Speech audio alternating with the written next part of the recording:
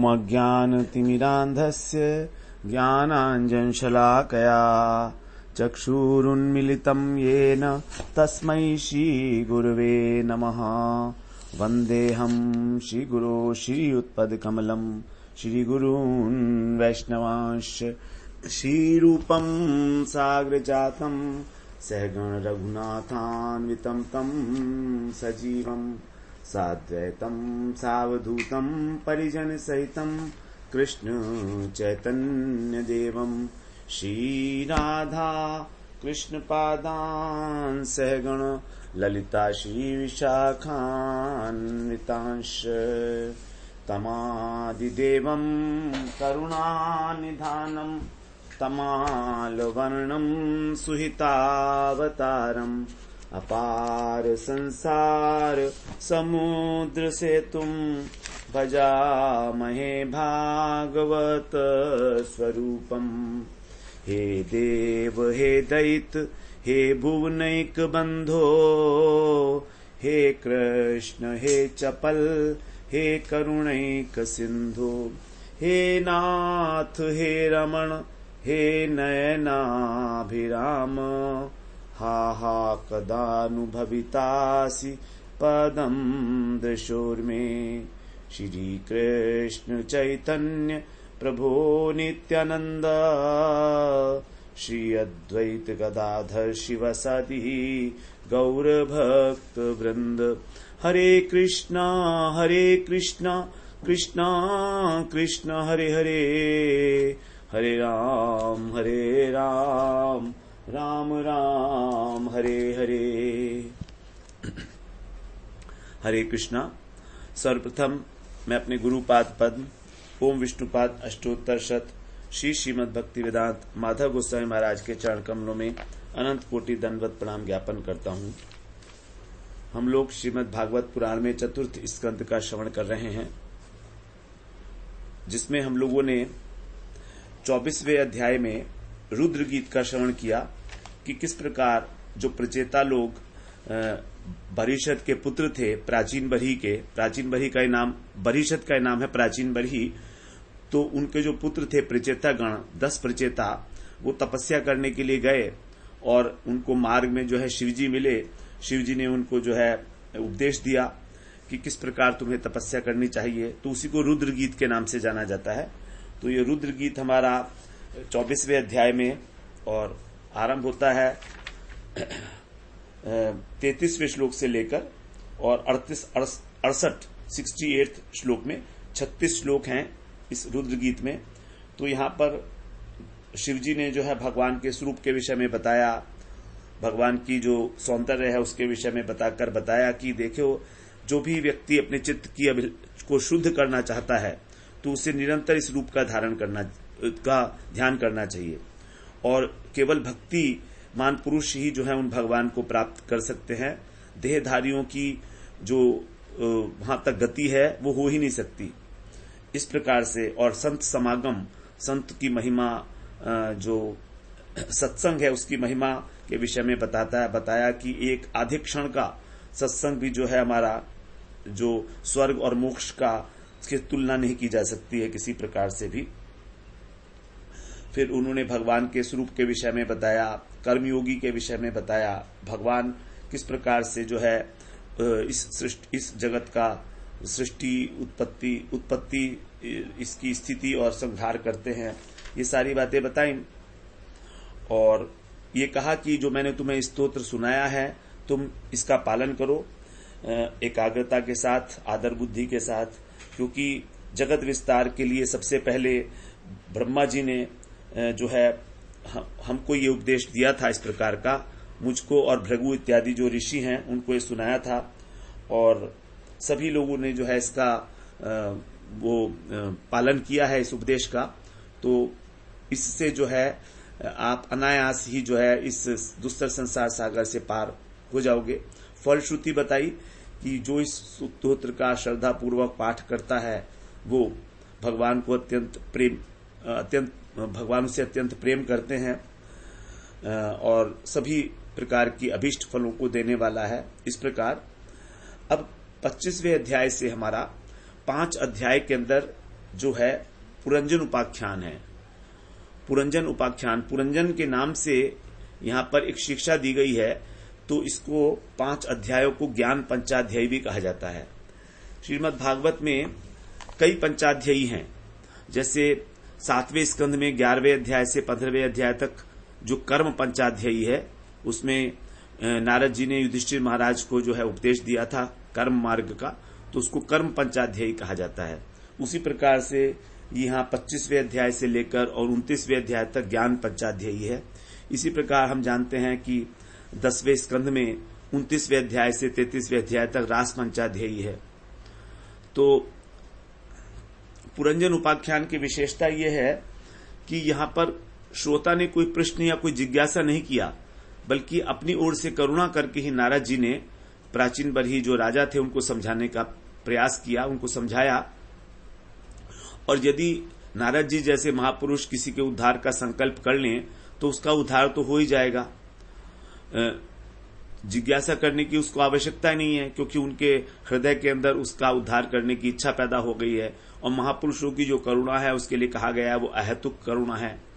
तो प्राचीन भरी नारद जो राजा थे वो नारद जी के पास नहीं गए, बल्कि नारद जी स्वयं ही प्राचीन भरी के पास आए और स्वयं ही उसके मन में तत्व ज्ञान के लिए जिज्ञासा उत्पन्न की। तो हम लोग इसका श्रवण करते हैं। इसका नाम है पुरंजन उपाख्यान का प्रारंभ। 25वें अध्याय से आरंभ हो रहा है। इसमें कह रहे हैं मैत्रेय उवाच, विदुर जी को कह रहे हैं मैत्रेय जी, इति संदिश्य भगवान बारही शदैरभि पूजितः बारही शदैरिभि पूजितः पश्यताम राजपुत्राणाम तत्रैवांतरदधे हरः।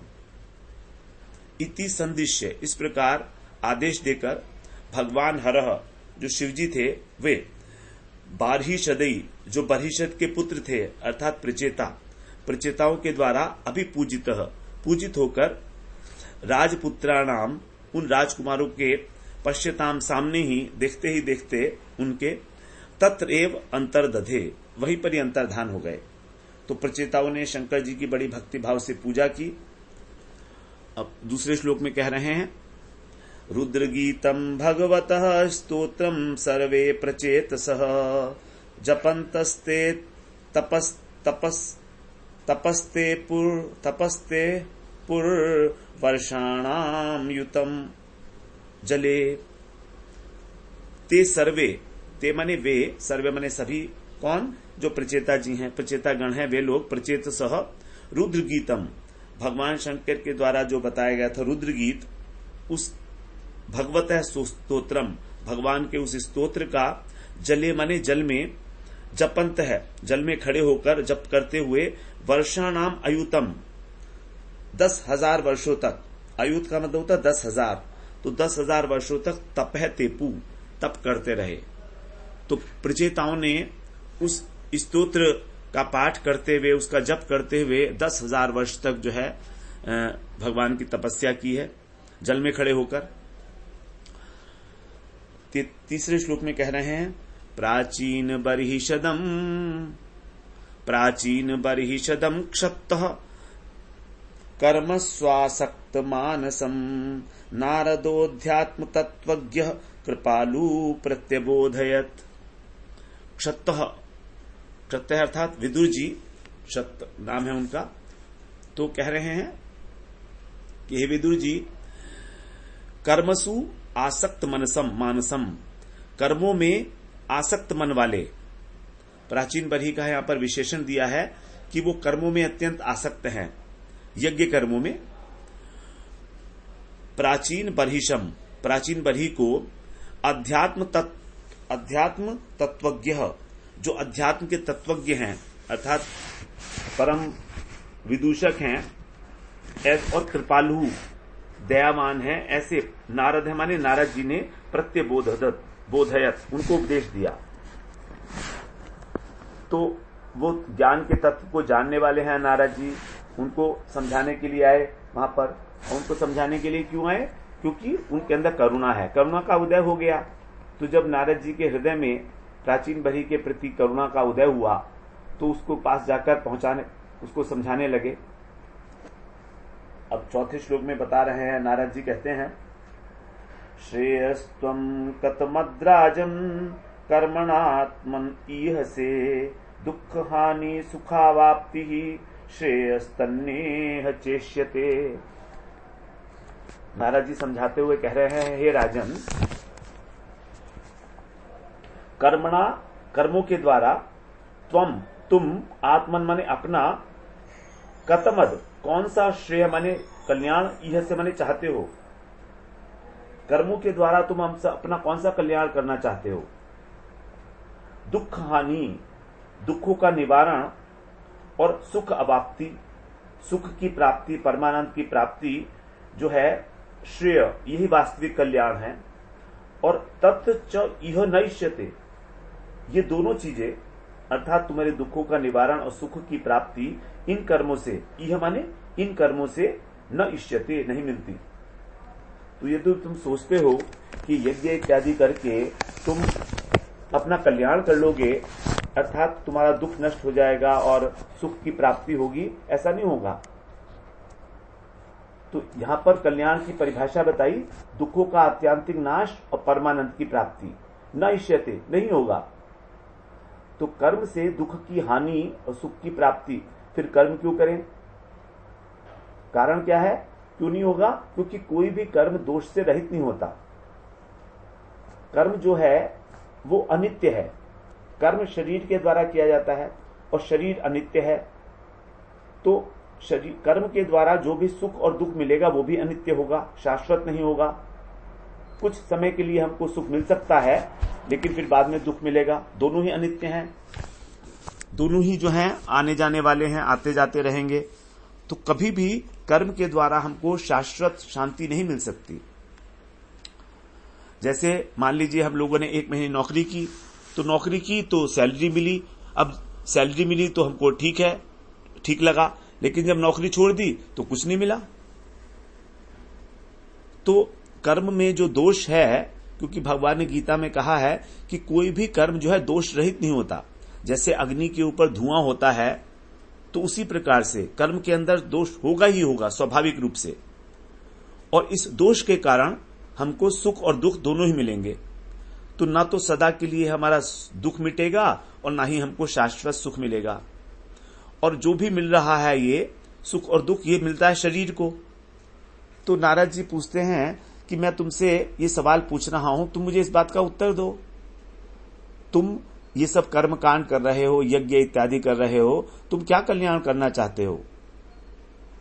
क्योंकि जो हमारा परम आनंद है वो असीम है, भगवान असीम है, लेकिन कर्म सीमित है। सीमित देश में, सीमित काल में, सीमित क्रिया की जा सकती है। और तुम जानते भी हो, क्षीणे पुण्य मर्त्य लोकम विशन्ति, कि जब हमारे पुण्य क्षीण हो जाते हैं तो स्वर्गलोक से हमको मृत्यु में गिरना पड़ता है। तो जैसे मान लीजिए कोई व्यक्ति होटल में गया तो वहां पर उसने जितने रुपए जमा कराए उतना उसने भोग लिया, और जो रुपए नहीं मिले, जब रुपए नहीं रहे तो उसको वहां से निकाल दिया जाएगा। तो इस प्रकार से संसार के जो भी भोग हैं, जो हमारे प्रारब्ध कर्मों के द्वारा हमको मिल रहे हैं सुख और दुख के रूप में, वो केवल होटल के भोग की तरीके से ही हैं। इस प्रकार से जो भी हमने प्रारब्ध किया है, पाप और पुण्य, उसका फल हम भोग रहे हैं इस माध्यम से यहां पर आके। तो इसलिए तुम्हारे जो यज्ञ करना है ये कुछ समझ में नहीं आ रही है, तुम बताओ। अब देखिए राजा के मन में नारद जी ने बड़ी जिज्ञासा उत्पन्न कर दी। अब राजा कहते हैं, राजोवाच न जानामि महाभाग परम कर्मापविद्धि ब्रूहि में विमलम ज्ञानम ये न मुच्येय कर्म भी। हे महाभाग नारद जी, कर्म अपविद्ध धी माने बुद्धि, अपविद्ध माने फंसी हुई, कर्म माने कर्मों में।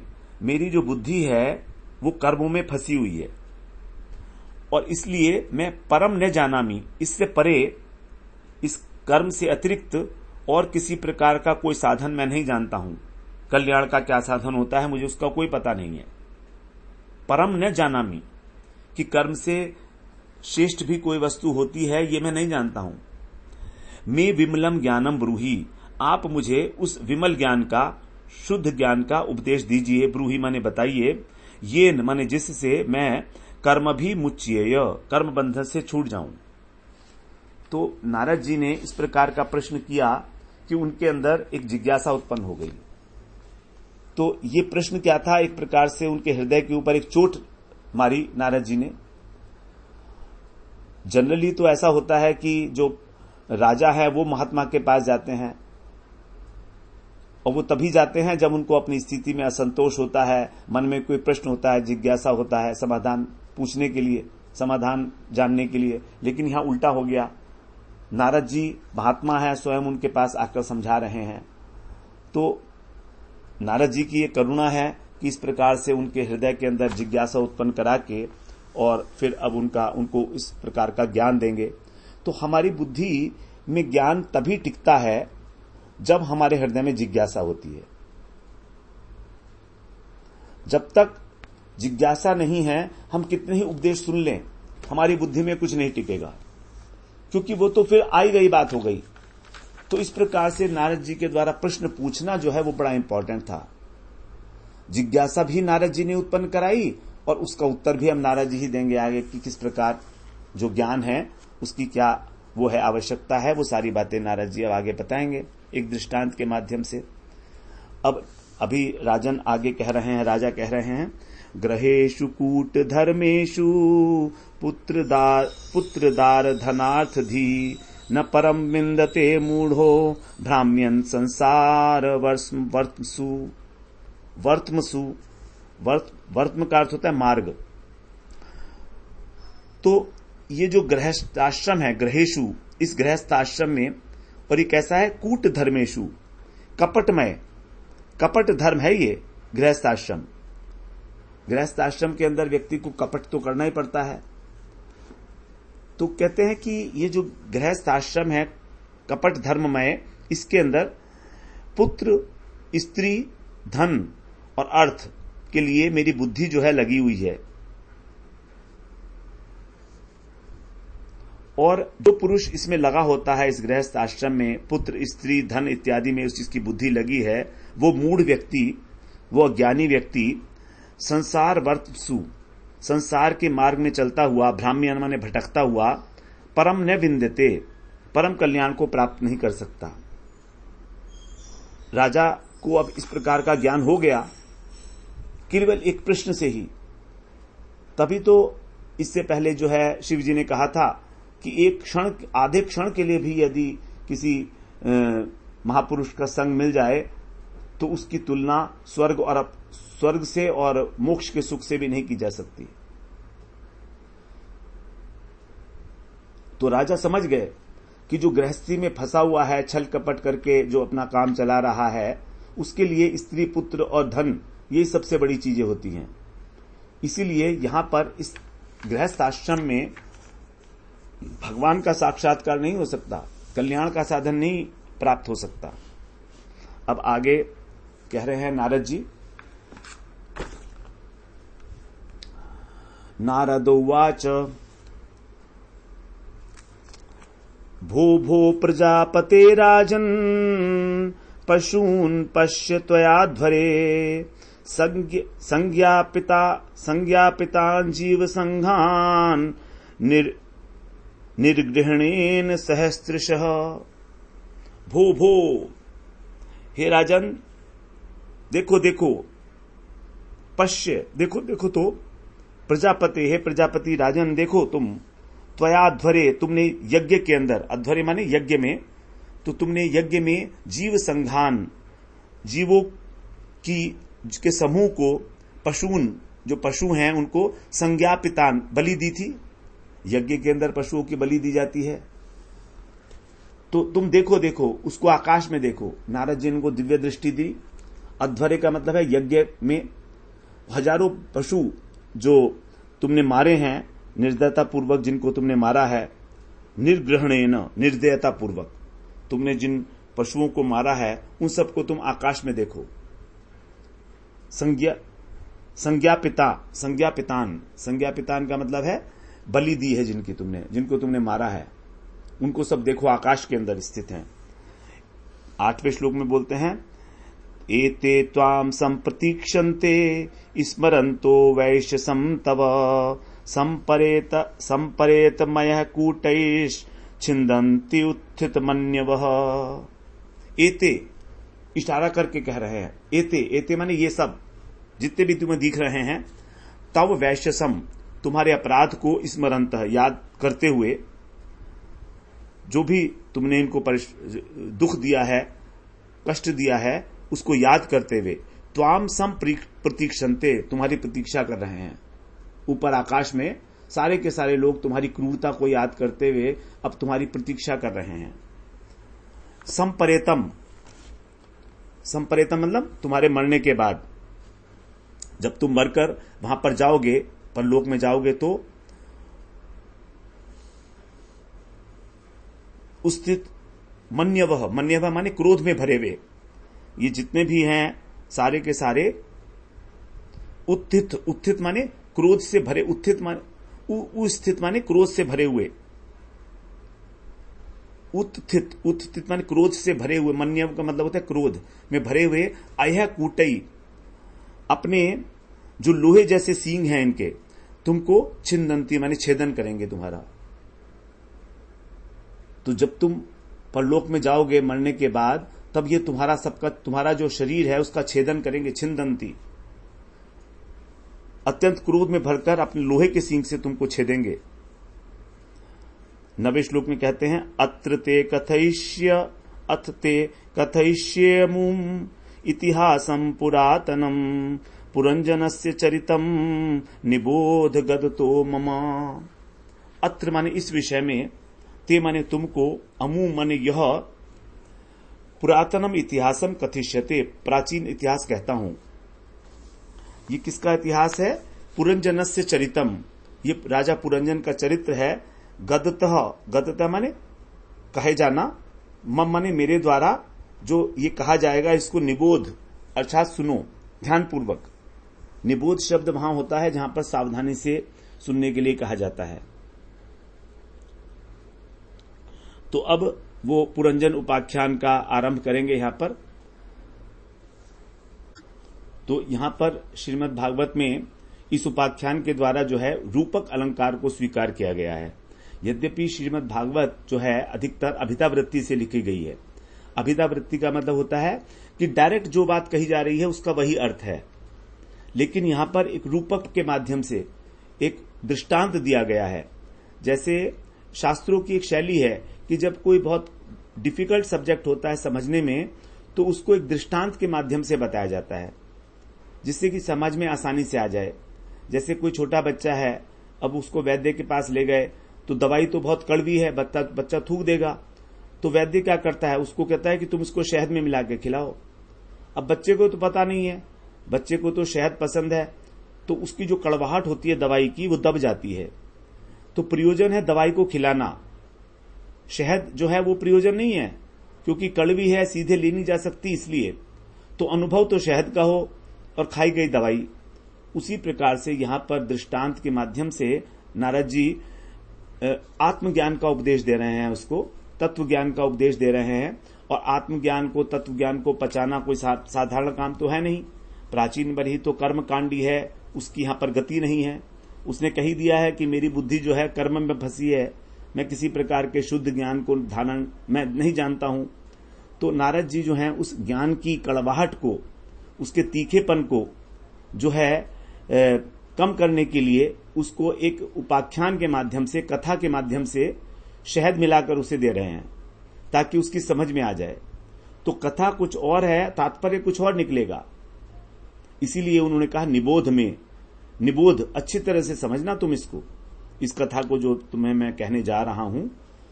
तो इस प्रकार से अब 10वें श्लोक से जो है वो कथा आरंभ होती है पुरंजन की। तो कह रहे हैं, आसीत पुरंजनो नाम राजा राजन बृहच्छ्रवा तस्या विज्ञात नामासीत सखा विज्ञात चेष्टितः।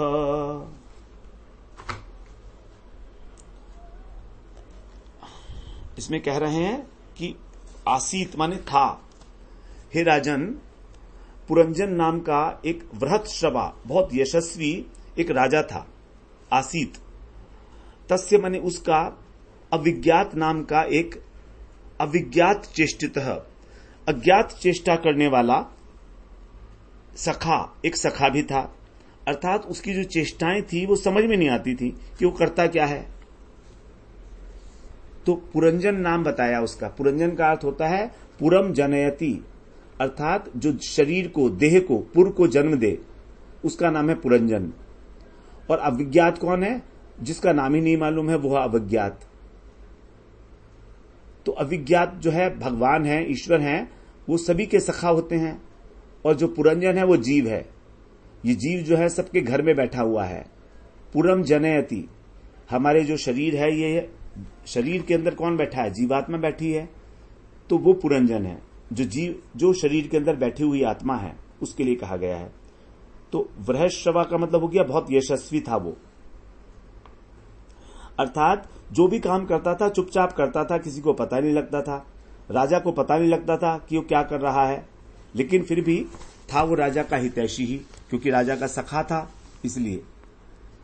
अब 11वें श्लोक में बोलते हैं, सो अन्वेषमाण है शरणम बभ्राम पृथ्वीम प्रभु नानुरूपम यदा विंदद भूत्स विमनाइव। सो प्रभु, सो माने वह, प्रभु माने समर्थ, जो जिसकी प्रभुता होती है, जिसका प्रभाव होता है, उसको कहा जाता है प्रभु। तो वो समर्थ राजा शरणम अन्वेषमाण, अपने अन्वेषमाण का मतलब खोज करना। तो खोज करता हुआ, किसकी खोज कर रहा था? शरणम, कि मैं कहां पर रहूं, रहने योग्य स्थान। तो रहने योग्य स्थान की खोज करता हुआ वो पृथ्वी बभ्राम, सारी पृथ्वी पर घूमा। यदा अनुरूप न अविंदत, जब उसने अपने अनुरूप कोई स्थान नहीं पाया तो सविमना इव अभूत, वह स माने वह, विमना इव कुछ उदास हो गया, उदास के समान, अभूत माने हो गया। उसको बड़े उदासी हुई कि देखो मेरे अनुसार कोई मुझे जगह ही नहीं मिल रही है, क्या करूं। तो शरण के दो अर्थ होते हैं, एक होता है ग्रह, घर, और एक होता है रक्षक। तो अब राजा है वो, तो राजा का घर कौन है? राजधानी। तो वो राजधानी ढूंढ रहा है अपनी रहने के लिए, और वो अविज्ञात से दूर हो गया। इस प्रकार घूमते घूमते पृथ्वी पर भ्रमण कर रहा है, लेकिन जब कुछ नहीं मिला, उसको जगह नहीं मिली, राजधानी नहीं मिली, कोई नगर नहीं मिला जिसको वो अपनी राजधानी बना पाए, तो थोड़ा दुखी मन वाला हो गया। 12वें श्लोक में बोलते हैं, न साधु में नेता सर्वाभूतले यावती पुरः कामान कामयमानोऽसौ तस्य तस्योपपत्तये। असौ, असौ का मतलब यह, राजा के लिए कह रहे हैं। कामान कामयामानः, कामान माने अनेक प्रकार के भोग, काम कामयामाना, उनको चाहता हुआ, तरह तरह के भोगों की उसको लालसा थी, तो उनको चाहते हुए तस्य तस्य उपपत्तये, उन उन भोगों की प्राप्ति के लिए, भूतले, इस पृथ्वी के ऊपर, यावती पुरः, जितने भी नगर थे, ता सर्वहा, उन सबको उसने साधु न मेने, अच्छा नहीं माना। तो उसकी क्योंकि अनेक प्रकार की इच्छाएं हैं, लालसाएं हैं, विषय भोग है, तो वो घूम रहा है पृथ्वी के ऊपर, लेकिन उसको कुछ समझ में नहीं आया कि ऐसी कौन सी जगह हो सकती है जहां पर मुझे सारे के सारे भोग जो हैं वो मिल जाएं। उन कामनाओं के कारण कोई भी नगर उसे ऐसा नहीं मिला कि सब काम उसके हो जाए, कामनाओं के अनुरूप उसको कोई नगर नहीं मिला। तो इस प्रकार से वो भटक रहा था। अब 13वें श्लोक में बोलते हैं, स एकदा हिमवतो दक्षिणेष्वत् सानुषु ददर्श नवभिर्द्वारभि पुरम लक्षित लक्षणाम। सौ माने वह, एकदा माने एक दिन, अथ माने अंत में, इधर इस प्रकार घूमते घूमते एक दिन उसने हिमवतः, हिमालय के दक्षिणेशु, दक्षिण के, सानुषु माने शिखर पर, तो दक्षिणवर्ती शिखर पर हिमालय के उसने नवभी द्वारी भी 9 द्वारों वाला एक लक्षित लक्षणाम सुलक्षणों से युक्त जो अच्छी प्रकार से उस नगर के लक्षण थे, पुरम ददर्श एक नगर को देखा। तो उसने हिमालय के दक्षिणी शिखर पर एक नगर को देखा। उसको लगा कि हां, ये शुभ लक्षणों से युक्त है, जिसको मैं भोगना चाहता हूं, जितनी मेरी कामनाएं हैं वो यहां पर मेरी पूरी हो सकती हैं। तो जो सोचकर वो ढूंढ रहा था, तो वहीं उसको दक्षिण दिशा में हिमालय के ऊपर तलहटी उसमें शिखर पर एक दिखाई दिया नगर। अब 14वें श्लोक से लेकर 19वें श्लोक तक उस नगर की शोभा का वर्णन किया जाएगा। उसको हम लोग एक साथ ही पढ़ेंगे। 14, 15, 16, 17, 18, 19 ये हमारे 6 श्लोक हैं, तो 3-3 श्लोक करके हम पढ़ते हैं। 14, 15, 16 और 17, 18, 19। प्रकारोपवनाट्टाल परिखैरक्षतोरणै श्वणरौप्यायसै शृंगै संकुलां सर्वतो ग्रहै नील स्फटिक वैदूर्य मुक्तामरकतारुणै क्लप्त हर्म्य स्थलीं दीप्तां श्रिया भोगवतीमिव सभा चत्वरथ्याभिराक्रीडायतनापणै चैत्यध्वज पताकाभिर्युक्तां विद्रुम वेदिभिः। प्रकार का मतलब होता है परकोटे। तो वहां पर उस नगर के अंदर सब प्रकार से परकोटे थे, बगीचे थे, अटारियां थी, खाइयां, राजद्वारों से सुशोभित था। सोने चांदी के वहां पर शिखर थे, लोहे के विशाल भवन थे, खचाखच भरे हुए थे। वो इस प्रकार के वहां पर जो उसका लक्षण बता रहे हैं, चारों ओर से भरा हुआ था वो घरों से, सोने चांदी लोहे के शिखर वाले, श्रृंगई माने शिखर वाले घरों से भरा था। और वहां पर नीलम, स्फटिक और वैदूर्य मतलब लहसुनिया एक वो होता है, पत्थर होता है, मोती और मरकत सब पत्थरों के नाम है, और अरुणई मणिया लाल लाल। तो हर में स्थलीम इस तरह के उनसे भवनों के जो फर्श है वो बने हुए थे। क्लप्त माने ये सारे के सारे नग जो हैं उसमें जड़े हुए थे। दीप्ताम इसलिए अत्यंत वो ज्योतिमय हो रहा था वो पूरी।